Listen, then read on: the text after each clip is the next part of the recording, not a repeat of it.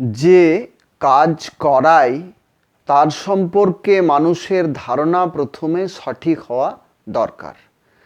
মানুষ যদি বুঝতে না পারে যে কে কাজ করায়, কার দ্বারা এই জগৎ রচিত, এই জগতের নির্মাতা কে, জগতের স্রষ্টা কে, কিভাবে এই জগৎ পরিচালিত হয়, কিভাবেই বা এই জগৎ নিয়ন্ত্রিত হয়, এই সম্পর্কে যদি মানুষ ধারণা করতে না পারে তাহলে মানুষের পক্ষে কাজ করা সম্ভব হয় না।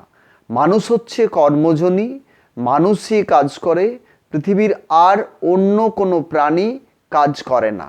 তাহলে মানুষ যেহেতু কাজ করে, তাহলে কর্মের যে পদ্ধতি বা কে কাজ করায় এবং এই জগতে কি করার রয়েছে এই সম্পর্কে ধারণা যদি মানুষ করতে না পারে তাহলে মানুষের কোনো কাজ কখনোই ঠিক হয় না। অর্থাৎ জগতের মূল যে কারণ এবং সেই কারণ সম্পর্কে যদি সঠিক ধারণা মানুষ না করতে পারে তাহলে কখনোই কোনো ক্রিয়া, কোনো কাজ কখনোই সঠিক হয় না। তাহলে আমাদেরকে প্রথমেই বুঝতে হবে আমরা যে কাজ করছি কে কাজ করাচ্ছে, কিভাবে করাচ্ছে। যেমন আমরা যখন দেখি তখন এই যে দর্শন ক্রিয়া আমরা কিভাবে করছি এই জিনিসটা যদি আমরা লক্ষ্য করি তাহলে আমরা সহজেই বুঝতে পারবো যে দর্শনের যে রীতি, দর্শনের যে পদ্ধতি, সেই পদ্ধতি ব্যবস্থা যেটা সেটা নিয়ন্তার। এই নিয়ন্তার ব্যবস্থাতেই আমরা দর্শন ক্রিয়া সম্পাদন করি। তাহলে আমরা ইচ্ছা করলেই অন্য কোনোভাবে মানে চক্ষু ছাড়া অন্য কোনো ইন্দ্রিয় দ্বারা কখনোই দর্শন করতে পারবো না। তাহলে আমরা প্রথমেই এই যে চক্ষুর সঠিক ব্যবহার, জ্ঞানচক্ষু, বিজ্ঞানচক্ষু এবং প্রজ্ঞাচক্ষু, এই তিন দর্শন মাধ্যমকে আমরা সঠিকভাবে প্রয়োগ করব।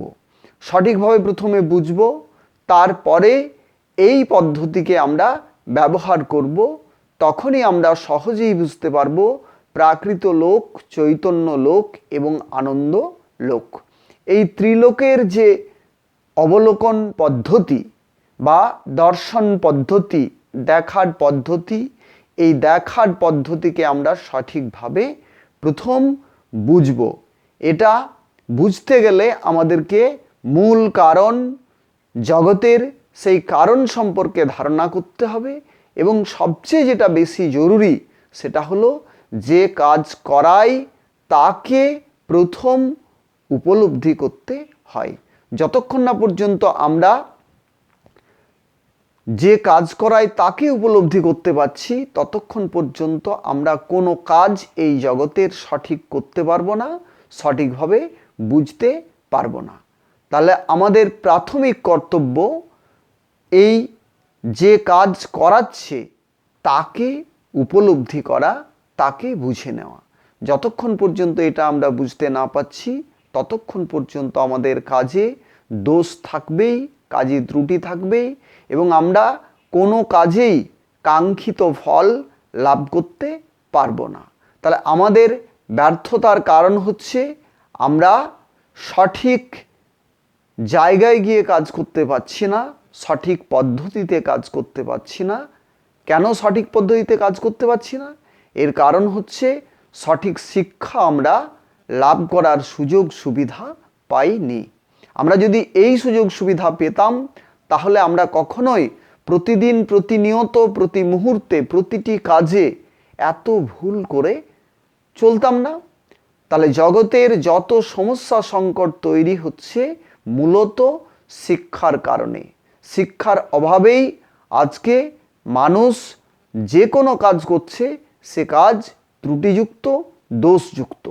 কখনো কখনো প্রাকৃত মণ্ডলে কোনো কাজ সে সঠিকভাবে করতে পারছে, কিন্তু আরও যে মণ্ডল রয়েছে চৈতন্য মণ্ডল, আনন্দ মণ্ডল, এই সম্পর্কে মানুষের কোনো ধারণা নেই। কেন? কারণ পৃথিবীর শিক্ষা ব্যবস্থা থেকেই এই কারণ সম্পর্কে সঠিক ধারণা উঠে গেছে, নেই। তাহলে পৃথিবীর যে শিক্ষা ব্যবস্থা, এই শিক্ষা ব্যবস্থার দোষের কারণেই, ত্রুটির কারণেই মানুষ কিছুতেই বুঝে উঠতে পারছে না যে কিভাবে কাজ করলে কাজটা নির্দোষ হবে, কাজটা গুণযুক্ত হবে এবং কাজটা ফলযুক্ত হবে।